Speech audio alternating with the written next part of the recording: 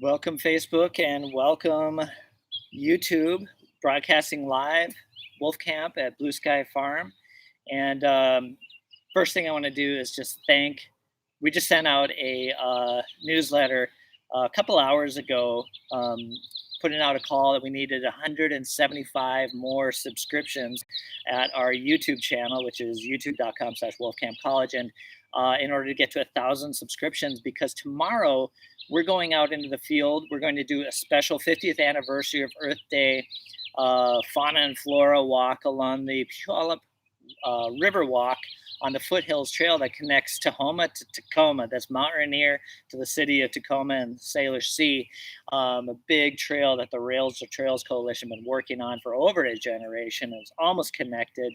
And we're going to do our Earth Day celebratory broadcast out there tomorrow, 6 p.m. Pacific. But in order to do that, we need to get to 1,000 subscribers at our YouTube channel in order to broadcast live. That's their rule. You need 1,000 subscribers in order to broadcast live from your phone. It's also much better quality than we can do right here connected to the house Wi-Fi, and we're stretched out as far as we can in order to come out here and do that. So big thanks. We've already gotten 100 subscriptions in the last couple of hours since our newsletter went out. We're about 925 now, meaning we need 75 more in order to turn on that feature that YouTube allows us to broadcast from the field from our phone. So hopefully, crossing fingers, we'll be able to do that tomorrow. I don't know if there's a delay between the time we get to 1,000 and when we get to turn that on and do it. But anyway, we have a ton to do today. Thank you so much. Get us to 1,000. Tell your friends, tell your family, spread the word. We got to 1,000 hopefully by tonight, so that tomorrow I can create that YouTube live broadcast feed embedded on our website, and you'll be able to click on right at 6 p.m. Pacific tomorrow out there joining us on the Puyallup River Walk and Foothills Trail. So much to do today, though. We are going to make biochar, which is a way to sequester carbon back into the ground so that it doesn't get carbon doesn't get released to the atmosphere, and it kind of stops that cycle of global warming due to the greenhouse effect and all the carbon in the air. We're going to do that. We're going to start that fire with flint and steel, or at least fire steel, because we couldn't find my actual favorite flint and steel little mechanism. We're going to just crack some rocks together and see if that works on charcloth, which is a form of biochar. Okay, we'll explain that in a minute. Now, and then we're going to check in with our solar. We're running off 100% solar today. The phone was charged off of our portable solar charger right here that we get for backpacking, going out in the field. My computer was charged successfully yesterday. We set up and also right now the Wi-Fi is running off our battery that was charged by solar over the course of this morning. I'll show you that. And then we're also going to finish planting that cedar tree that we started about 2 weeks ago and found that the soil was so completely gravel and hard pan. We couldn't finish on that broadcast. We're going to be able to put it in today and finish. And we're going to explain why it is that we're putting in a cedar tree to sequester carbon out of the atmosphere. Most important thing. All right, so you might notice that we're starting back here in our back garden. Now this is, we didn't get to this. We left it alone. It's just been sitting. Yes, sort of by premonition, because we're going to biochar this garden. Now, it's full of black. We just couldn't we didn't keep up enough on keeping the buttercups out of there. You might even be able to see the buttercups are flowering back there. And also right over here, we've got kale from last year coming up. We've been eating off of that. As a matter of fact, I'm going to have some right now. Kale flowers, it's in the mustard family. Oh, they're so good. Would you like some? Well, yeah, I can. Would you all like some? It's so good. Yummy. Okay. Well, anyway, so good.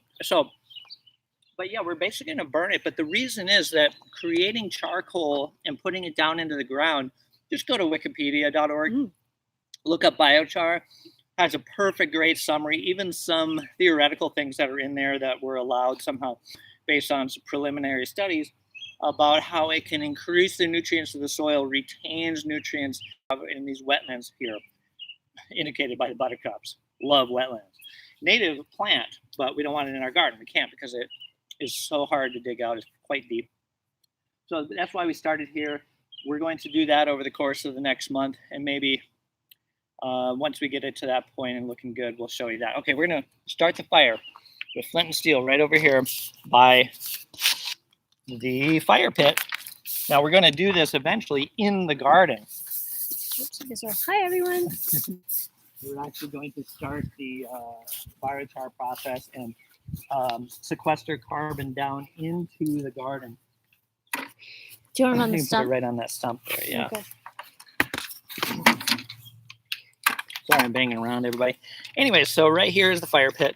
And what we're going to do is we're going to start this with flint and steel, starting it with 1 or 2 different forms of biochar. This is the old method of starting fire by friction was basically you pre-eliminate in advance in order to do fire by friction, or excuse me, flint and steel, you have to make charcloth. And this is a piece of cotton that was basically charred. These are some pieces of cedar, you know, when you're just carving and have pieces of cedar. And what you do is you put some pieces, you could even take actual cotton balls and you put them inside something like this little metal tin, which was quite common back there in the pioneer days.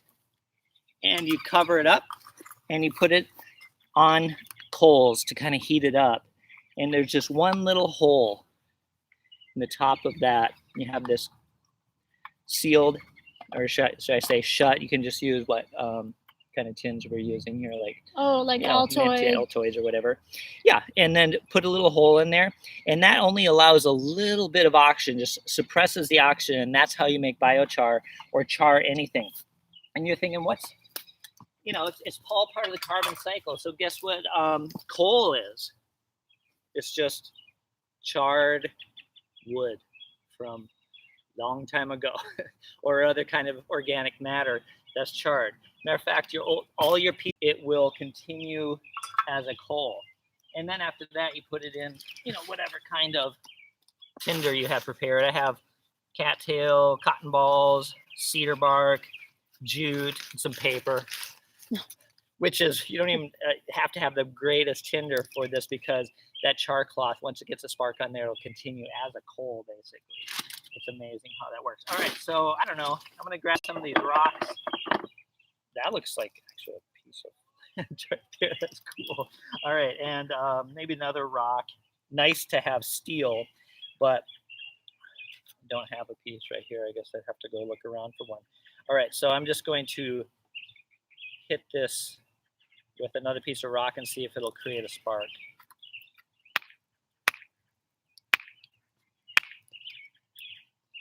Not a very good sparky rock.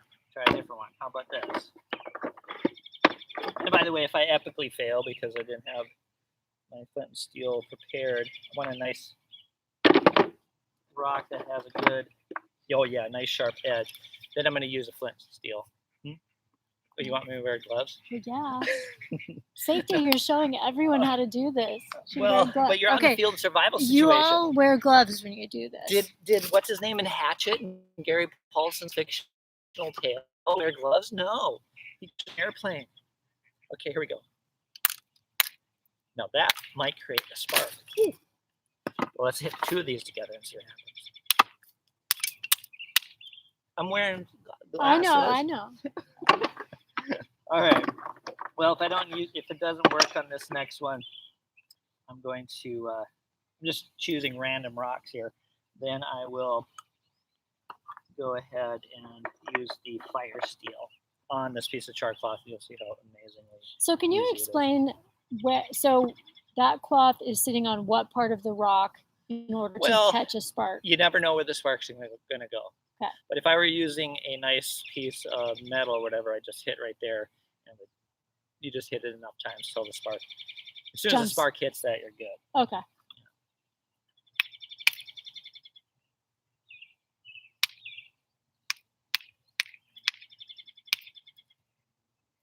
That looks dusty. Not working so well. No. How about these 2 pieces?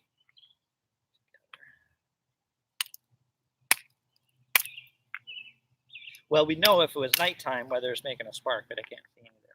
All right. we'll do that another day. Maybe now that we're almost to 1,000, we're going to release the Wolf Journey Earth Conservation course, maybe Friday morning, due to being at 1,000 YouTube subscribers by then, I hope. I'm just going to put that right on there. Do you want me to hold it? Okay. And this is a fire steel that was made by Charles Houchins down in Vancouver, Washington. Yeah, he's local to us. Amazing. They're only like $15 or less. Yeah. Do you remember what his website's called? No. But his name, it's Charles. Last name is Houtchens. Houchins. If I don't have this, makes so much sparks. If it does, if I don't hit a spark on this, I'll be so embarrassed.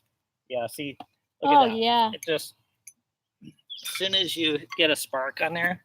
Well, that's cool. It creates a coal that just going.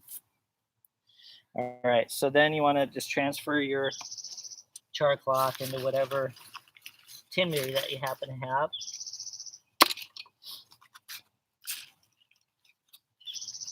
You should be able to blow it up into a flame. Now, whether I can, I mean, Then we dropped off some of your little.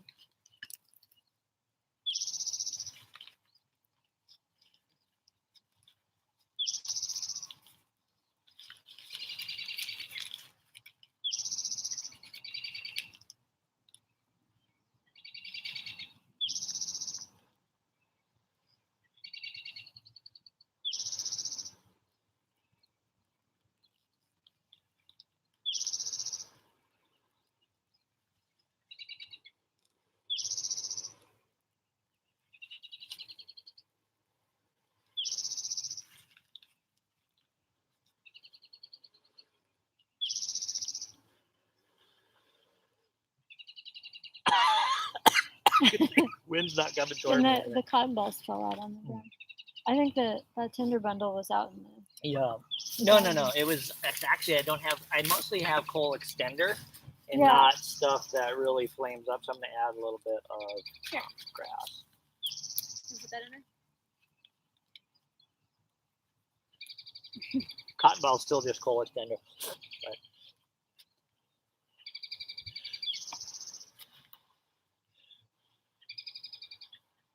what if I epically fail on camera live? Well, it'd be good for people to see. Sometimes that's what happens.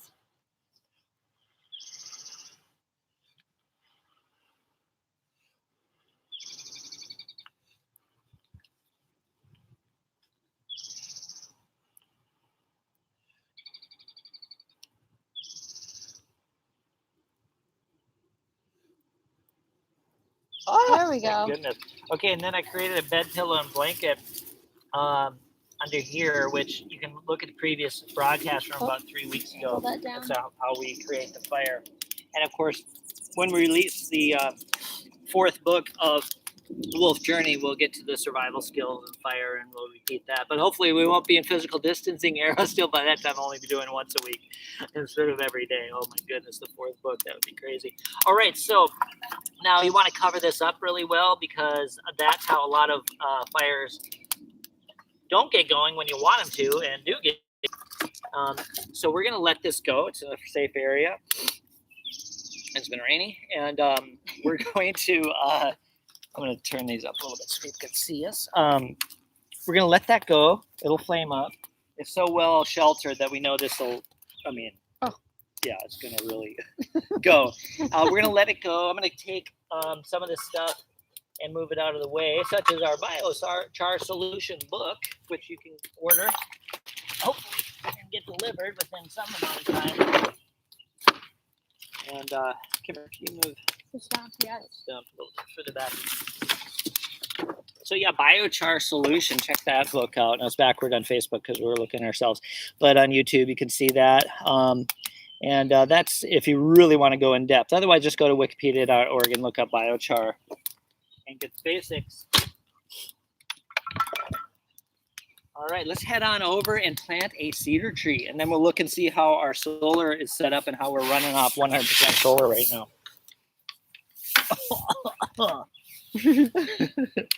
I'll show you, you show me. What? Oh, you're showing me? Hi. Yeah, is anybody asking any questions on Facebook? No, not And yet. YouTube. If anybody has any questions, go ahead and ask, or if you want to say hello. Oh yeah, questions would be over there. Okay. All right, so we're heading over there. Walking by the hot dog. Show everybody our spot that we're planning to finish putting in the cedar tree. Now, question for you, see if anybody wants to answer on Facebook or YouTube, is where do trees come from? Where do plants come from? I mean, the mass of those plants. Now, we already went through this a couple of weeks ago when we first started planting this tree. The answer is not from the ground. Trees don't grow out of the ground. If they did, there'd be a big hole in the ground. Oh, from all the stuff they do sucked pull up some of the minerals, some nutrients and things like that. The mass of a tree is actually primarily carbon, very complex glucose molecules. And where does that carbon come from, of course? And why do people say, oh, on Earth Day, plant a tree to sequester carbon out of the atmosphere? Because trees, plants, they come out of thin air. That's where the carbon comes from. Carbon dioxide. 1 part carbon, 2 parts oxygen. The photosynthesis process breaks the oxygen off and kicks the oxygen out so that we can breathe. That's how oxygen became such a prominent part of our atmosphere, because the trees and other plants did work for us and put out the oxygen, sucked that carbon in, created really complex glucose molecules, and built their mass with it. Now, annual plants that die back, like grass, every winter, they release a lot of carbon back in the atmosphere every year. But trees like cedar trees last a couple thousand years, and I always love to plant a bunch of cedar trees wherever it's appropriate to do so. And this one we're putting in here because it's going to be a nice privacy tree. It's great. Anyway, so here's our hole that we prepared, and it fell in there. And so you need to put the base of the tree. Now you can do bare root if you buy a little, if you get a little. Well, you don't even have to buy cedar trees and get them for free from the conservation district. And we have a bunch. When a cedar tree drops a bunch and creates a bunch of new little seedlings. This was a seedling about a couple of years ago. 3-4 years ago. Yeah. 2-3 years ago. Yeah. And so you want the base. You never want to bring soil up any higher than where the base was originally. And so we need to fill in this hole. We finally got down to the native soil underneath. It was right next to the side, or excuse me, the driveway. And so Kim's ancestor put in a lot of gravel. And so you could put some biochar down in here, but this is sod that is going to break down slowly. And I'm going to kind of put it off to the side a little bit. And then I'm going to put in here, dump a whole load of native soil that came from a little further away, but still you have to have the kind of soil that the tree that you're planting is going to then grow into. You can't bring in a bunch of potting soil. Otherwise, the roots will just never want to expand out away from where it is. And the trick to getting a tree to not die is to get the roots to go out. And so we're going to look at these roots and see whether or not we need to cut them off, make sure that they're not spinning around. And why trees almost always die, people didn't take the roots, cut them off, and make them all flare out. Or they use like potting soil, and so they just kept it's like they get root bound in their little tree hole. Yep. Okay, so I'm going to pull this out of here. Kim had put in some soil to wait. Now take a look at all these roots. We need to kind of go through and put them out. And if they're too long to expand away from the center, we have to cut them off. Let's see if that's going to be too low. Yep, too low. We have that's going to be at the level of the ground. And so I have to put in some more dirt. What kind of dirt did you put in that? I just took it out of the yard. Oh, okay. So I don't add some of that. It's used to being in there. Yeah. Now, also, you don't want to have a bunch of air down in there. You don't want to compact it too much. So you want it to have like a little bit of a mound in the middle, and then the roots angling downward. Yeah. Okay, so I'm going to use the soil that Kim had in here to create our little mound in the center. About right, do you think, Kimber? Might be a little high, but we'll see. Hot before. Mm-hmm.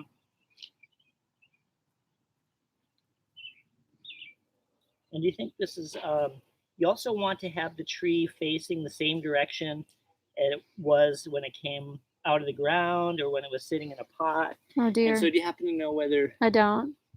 it was looking this way or the other direction? I don't. Okay, well, we're just have to take our chances because it stresses it if all of a sudden, if the sun was coming from that direction and now it's coming from the other direction, the leaves have to kind of turn, gives a lot more stress and in that initial stage. So of course you want to water it right away as well. That way a little bit because we have some nice long roots coming out this way. Pull these roots out this way. And you don't have to be too gentle. Some of the roots will break off, but it's best to cut them. We already cut some of these roots before we put it in that pot a couple weeks ago. I feel a little bit bound root right here. Really big one. There we go. And so the roots that are sticking out toward me, you want to try to get those to go down instead of up. Yeah. Like I wonder if we pull out that piece of sod, maybe. Oh, yeah. I think that'll do it. Yeah, just pull. Yeah. That's better. Oh, yeah. Oops. Well, I don't see any that are wanting to cycle around back in on themselves much. Right?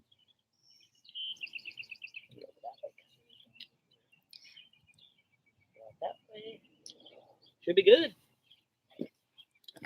Okay, so I'm going to use some of the soil that we pulled out, but also. Do you want me to put this on the? You can put it right there. Oh, yeah. All right. Hold on, YouTube people. Hold on. There we go.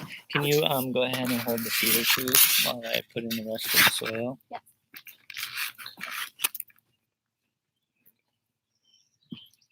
All right. Well, this is our ceremonial Earth Day cedar tree planting. Woo. Well, we have enough. So it's right that there. green stuff.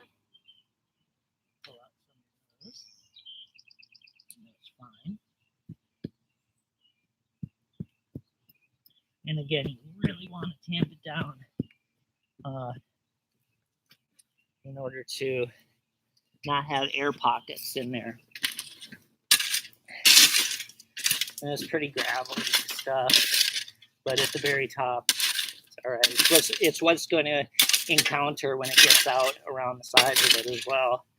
So you can't make it too easy on it, or make it feel like it can. And this is some pretty nice mossy soil that we took off the very top. I saved it back here to put the same thing back on the top, this moss. And by the way, does anybody have any questions in there? Oh, order trees in New York State. Well, cedar trees. Oh, order trees in New York State. Well, cedar trees. Cedar trees. Yeah. This is a western red cedar, and you want to get cedar trees. Now, in DNA evidence has shown that in the cedar family, you got redwoods, sequoias, all the cedars, junipers, and cypress. So there's one down the way here. And want to see, if you really want to sequester carbon for a couple thousand years, find out which one, A, lives the longest, and B, maybe grows pretty rapidly, or creates a good mass every year of growth rings. And then B, it doesn't deteriorate very fast if it does end up falling over. Like this western red cedar, it's so antifungal that basically no mushrooms will make it deteriorate, and very few bugs really love eating it as well. So they're wonderful out in old growth forests because they provide a lot of place for other trees and plants to grow. If they do fall over, they just stay there, big, huge logs in the forest. If you've ever been in the Pacific Northwest forest, you'll know what I'm talking about. Should we head over to feel like we should come back and give a blessing. Yeah. Your own blessing on this tree. Yeah. All right, we're going to go over and check out the solar next, and then we're going to head back to the fire and finish creating that biochar by covering it up so that it burns really slowly. All right, if you were here yesterday, you saw this. This is a really cheap 100-watt solar array that you can get off the internet or Harbor Freight or wherever. And let's go even closer. And right back here, these cords, I have found all my old batteries, and I found that when you plug in, let's see here, this is all the cords coming from the solar panels, little solar 25-watt solar panels are plugging into there. The X goes out of there and into this. And you can see that this battery right here is 12.1 volts. If it were really fully charged, it might even show like up to 14. But you don't want to use it. You don't want to take this off until this might be as much fully. It's been on here all afternoon, so I think this about as much as this is going to charge. It's also not a long amp hour battery, so I'm not going to use it that much. This would be more good for a car or something which needs cranking amps. So I'm going to take this off of here. And I'm going to try out, I'm not going to take this off because if we take that off, YouTube is going to cut out because our Wi-Fi router is running off of this battery. It's going from here into this inverter right here. And I like to get this at an electronics store like Fred Meyer Electronics or wherever. Oh, they don't have Fred Meyer out of the West Coast. Oh, Walmart, any of those places.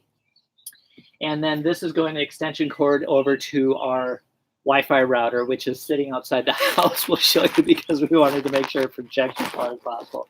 Anyway, let's try this one right here. This is a marine RV type battery. I had this all morning on here, and it was at about 14, maybe 13 something amps. Let me plug this in. Negative on this side, positive on this side, and it's down to 11. This battery has been sitting for a long time, and so I'm not even positive that it's going to be strong enough. We might need to add water. Who knows? We got to look in here and see if the battery is okay. But as I talked about yesterday, you have to try out different batteries that you get for free from people and see whether it gets up to the 12 amps that's really necessary. All right, let's go take a look and see where the cord is running. So here's our extension cord. We're going to leave this here, and all gear as much as possible run, and other kinds of appliances. Now that's going to go into the house, the orange cord, and we're going to keep it right here. If this is on what you want. Oh yeah, it's fine. Okay. Yeah, the orange cord is right there. It's going to go into the house and power our Wi-Fi 100% of the time, so that we're never using anything but solar. And then we're also going to plug in some of our appliances that are really low energy type use ones. Right. Maybe the water. We've got 6 more solar panels coming, so we're really going to be loaded up. We have a friend that's giving us 6 more solar Yay! Panels. This is running out. Here's our Wi-Fi router, which we put sitting on here our rain barrel. In order to, it's not going to rain till tonight, but we'll bring it in obviously. But we have it out here because we needed to project all the way out to the fire. We need to project all the way out to the fire because, of course, YouTube won't let us run off our phones in the field until hopefully by the end of this broadcast we'll get to 1,000 subscribers on YouTube. All right, so let's head back out to the fire. And I have to bring Kimmer, can you grab this? I have to go grab the this will be fun. Sod and stuff. Go ahead. I'll meet you out there. Okay. Sorry if it's so bumpy, y'all.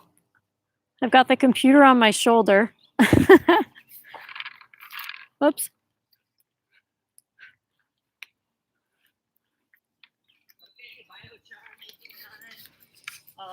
Can you imagine the Amazon rainforest?